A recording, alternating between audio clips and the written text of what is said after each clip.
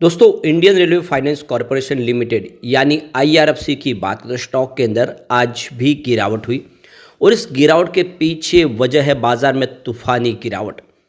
इसके बीच में बहुत बड़ी चौंकाने वाली अपडेट निकल के आ रही है। यहाँ पे बाजार को लेकर एक भविष्यवाणी की गई है कि फरवरी में सबसे बड़ा इतिहास का क्रैश आ सकता है। क्या बिल्कुल वैसा हो सकता है? समझने की कोशिश करेंगे किसने ये भविष्यवाणी की है और बाजार के जानकार क्या कह रहे हैं इस समय। वैसे तो आईआरएफसी अभी भी मजबूत है, इतनी भारी गिरावट में भी स्टॉक अभी अपने निचले लेवल से काफ़ी ठीक लग रहा है क्योंकि बजट आने वाला है। तो बजट में क्या क्या उम्मीद है उसको समझने की कोशिश करेंगे इस वीडियो के माध्यम से। क्या बजट के पहले पहले स्टॉक कमाल कर सकता है? लेकिन फ्रेंड्स, उससे पहले अगर आप पहली बार हमारे चैनल पे आए तो चैनल को सब्सक्राइब कर दीजिए, एक बेल आइकॉन दबा दीजिए ताकि जब भी नया वीडियो बने पहला नोटिफिकेशन आपको मिले। वीडियो पसंद आए तो लाइक से जरूर कीजिए। चलो फ्रेंड्स, वीडियो स्टार्ट करते हैं। मैं हूँ आपका दोस्त एसपी दवे और हमारे अपने चैनल ऑनलाइन कमाई में आपका बहुत बहुत स्वागत है।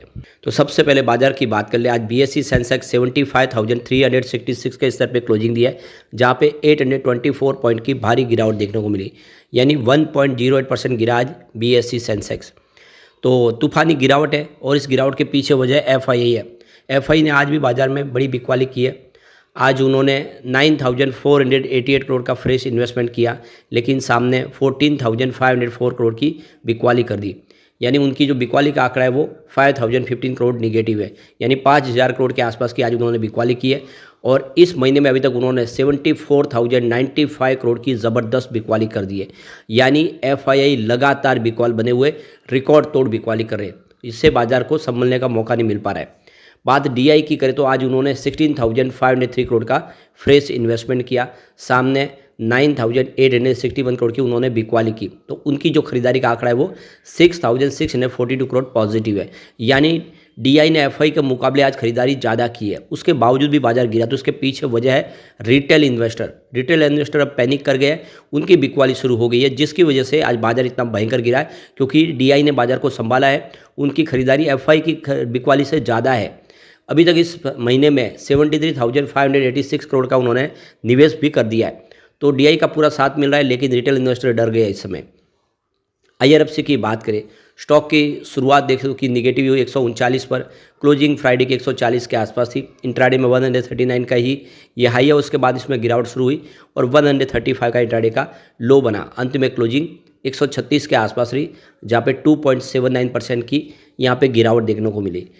अब यहाँ पे इस गिरावट को देख के आपको चिंता तो हो रही होगी, लेकिन इतना चिंतित होने की आईआरएफसी के लिए हमें ज़रूरत नहीं लगती क्योंकि ऑलरेडी इससे नीचे स्टॉक गया था। ये 13 जनवरी को 128 का लो इसने बनाया था, उसके बाद स्टॉक रिकवर भी किया और 148 तक चला गया। अब बाजार में गिरावट का माहौल बना है तो ये देखो कि 137 पर आए, लेकिन अभी भी उस 128 से काफ़ी ऊपर है, जबकि दूसरे बहुत सारे जो शेयर है वो अपने ऑल टाइम लो पे चले गए। तो अभी भी बजट की वजह से आईआरएफसी मजबूत दिखाई दे रहा है। इसके बीच में जो चौंकाने वाली खबर निकल के आ रही है, एक जो भविष्यवाणी की गई है कि स्टॉक मार्केट क्रैश हो सकता है और इतिहास का सबसे बड़ा क्रैश आ सकता है फरवरी महीने में। तो देख सकते हो कि कियोसाकी के अनुसार यह एक अप्रत्याशित क्रैश ट्रेडिशनल इन्वेस्टमेंट मार्केट में भारी भूचाल लाएगा। इससे निवेशकों को तगड़ा झटका लगेगा। हालांकि जो निवेशक क्विकली एक्ट करते हैं उनके लिए एक शानदार अवसर भी होगा। रॉबर्ट कियोसाकी के अनुसार शेयर बाजार में गिरावट एक बेहतरीन खरीदारी का मौका देगी। ऐसे माहौल में सब कुछ बिक्री पर चला जाता है। बाजार में गिरावट के दौरान कार, मकान जैसी जो संपत्तियां है वो सस्ती हो जाती है। शेयर और बॉन्ड बाजार से निकलकर वैकल्पिक निवेशों पर ध्यान रहेगा। अनुमान है कि क्रिप्टो जबरदस्त वृद्धि हो सकती है। इससे पहले भी कियोसाकी ने भविष्यवाणी की थी। कियोसाकी ने 2013 में अपनी किताब रिच डैड प्रोफेसी में देख सकते कि प्रॉक्सीमेंट स्टॉक मार्केट क्रैश की चेतावनी दी थी। उनकी हालिया सोशल मीडिया पोस्ट से पता चलता है कि भविष्यवाणी फरवरी 2025 में साकार होने के करीब पहुंच रही है। हालांकि कियोसाकी बाजार में गिरावट को शानदार अपॉर्चुनिटी के तौर पे देख रहे हैं। उनका कहना है कि ऐसी आर्थिक मंदी के दौरान संपत्तियों और वाहनों में सहित बहुत सारी चीज़ें हमें आराम से खरीदने का मौका मिल जाता है।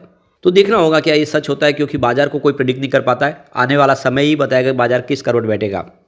अब जियोजीत फाइनेंशियल सर्विस के जो मुख्य रणनीतिकार है वीके विजय कुमार ने कहा है कि एक बड़ी चिंता यह है कि राष्ट्रपति ट्रंप कोलंबिया पर 25% टैरिफ जैसी नई धमकियां लेकर आ रहे हैं। कोलंबिया ने अपने अवैध अप्रवासियों को वापस लेने से इनकार कर दिया है। इसकी वजह से राष्ट्रपति ट्रंप ने नई धमकी दी है। कनाडा और मैक्सिको पर भी 25% की टैरिफ की धमकी दी गई है, जो फरवरी से लागू हो सकती है। इसलिए क्या ट्रंप चीन और अन्य देशों पर भी टैरिफ सहित अन्य धमकियों पर काम करेंगे? तो ऐसा है कि सवाल ये जो उठ रहा है, अब आर्थिक और बाजार हलकों में पूछा जा रहा है, ये चिंताएं दुनिया भर के बाजार पर भारी पड़ रही है। वीके विजय कुमार ने आगे कहा है कि यह सप्ताह काफ़ी उतार चढ़ाव भरा रहने की संभावना है। इसी हफ्ते आने वाले यूएस फेड के फैसले और भारत में बजट भविष्य की घोषणाओं को डिसाइड करेगी कि क्या होगा। तो बाजार जानकारों ने मजबूत रिकवरी के भाव में गिरावट जारी रहने की चेतावनी दी है। जियोजित फाइनेंशियल सर्विस के आनंद जेम्स ने कहा है कि यहाँ पे आने वाले समय और भी गिरावट की संभावना बन सकती है। तो मार्केट एक्सपर्ट का कहना है कि अमेरिकी ट्रेड पॉलिसी और ग्लोबल मार्केट की कमजोरी के बारे में अनिश्चितताओं के चलते भारतीय बाजार और कमजोर रह सकता है, दबाव में रह सकता है। निवेशकों के आगे संकेतों के इस सप्ताह में अंत में फेडरल रिजर्व के फैसले और भारत की जो बजट घोषणा है उसके ऊपर नज़र रखनी होगी। तो सब कुछ अब दारोमदार एक तो बजट के ऊपर है, और जितने रेलवे के शेयर है वो बजट के हिसाब से ही आगे रिएक्ट कर सकते हैं। तो बजट आने वाला है।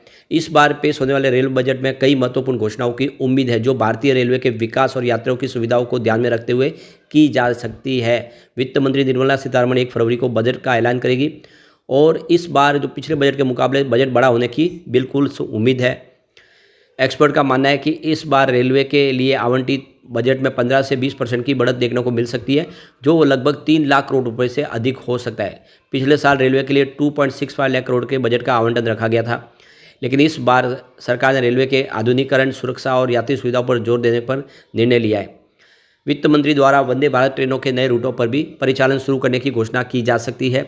यह कदम यात्रियों को तेज और आरामदायक यात्रा का अनुभव देगा और रेलवे नेटवर्क को आधुनिक बनाने में मदद करेगा। इसके अलावा रेलवे दुर्घटना जो हो रही है उनको कम करने के लिए भी आगे व्यापक सुरक्षा उपायों की घोषणा की जा सकती है, और इसमें देखिए कि कवच के ऊपर खास फोकस रहेगा। कवच को जल्द से जल्द इंस्टॉल करने के ऊपर खास ध्यान दिया जाएगा, ताकि जो रेलवे दुर्घटना है उसको रोका जा सके। इसके अलावा ट्रैक की रखरखाव और रेलवे कर्मचारियों के लिए प्रशिक्षण कार्यक्रमों के निवेश शामिल भी होंगे। यात्रियों की सुरक्षा के ऊपर खास फोकस रहेगा। वही यात्रियों की सुविधाओं को बढ़ाने के लिए नई सुविधा जैसे कि बेहतर स्वच्छता, आधुनिक शौचालय, फूड सर्विसेज जैसे सुधार भी इस घोषणा की जा सकती है। इससे यात्रियों का अनुभव और बेहतर होगा, वे यात्रा के दौरान अधिक आरामदायक महसूस करेंगे। तो रेलवे मंत्रालय ने पिछले कुछ वर्षों में बुनियादी ढांचे में सुधार पर ध्यान केंद्रित किया है। इस बार भी उम्मीद है कि सरकार रेलवे नेटवर्क को हाई टेक बनाने के लिए नई तकनीकों को अपनाने पर जोर देगी। इससे न केवल यात्रियों की गति बढ़ेगी, बल्कि सुरक्षा मानकों में भी सुधार होगा।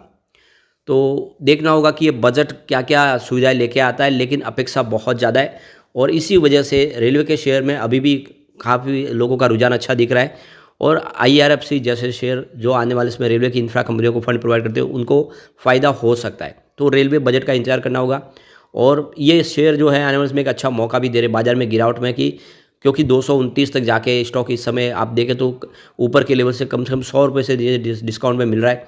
तो एक अच्छा मौका भी दिखाई दे रहा है आने वाले समय के लिए।